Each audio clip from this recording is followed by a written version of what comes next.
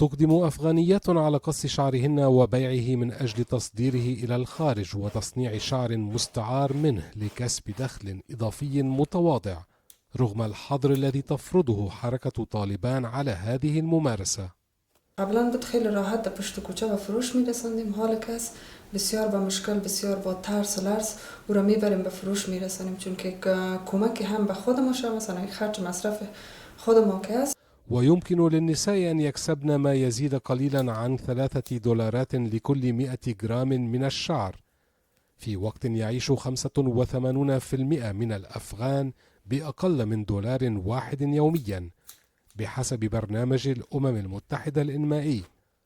وأصدرت حركة طالبان في العام 2024 قانونا بشأن الأمر بالمعروف والنهي عن المنكر ينظم مختلف جوانب الحياة الأفغانية، ويحظر بيع واستخدام أي عضو من جسم الإنسان مثل الكلى أو الكبد أو العينين أو الشعر من دون تحديد العقوبة في حال المخالفة.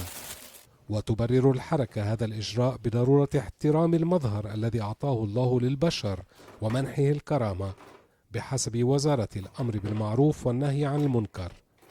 موی فروختن که من میفروختم یک امیدی به من بود، میشد از همین طریق نان پیدا کنم، یک درآمدی باشه.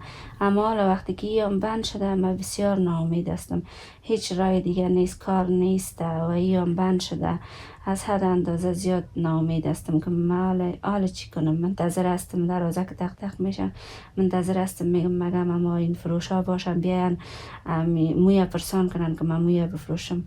وتمنع النساء من دخول الحدائق والجامعات وصالات الرياضة، وقد أغلقت صالونات التجميل بموجب مرسوم.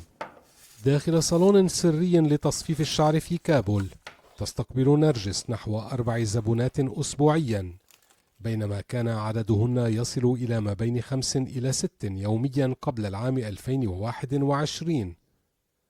قبلا در دکانا بچه ها می آمدن در لاسپیکر صدا میکردن که ما موی جدید میخریم. موی جدید ما کیلوی 3000 میخریم، اما موی قیچی را کیلوی 1500.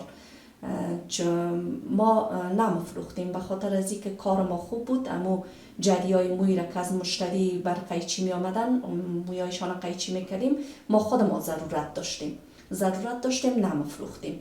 اما آل شرایط بسیار سخت شده، آل موی فروختن آزاد نیست. وفي كانون 2 يناير قامت فرق وزارة الأمر بالمعروف والنهي عن المنكر بمصادرة خصل من الشعر، وأحرقت نحو طن منها في مقاطعة كابول.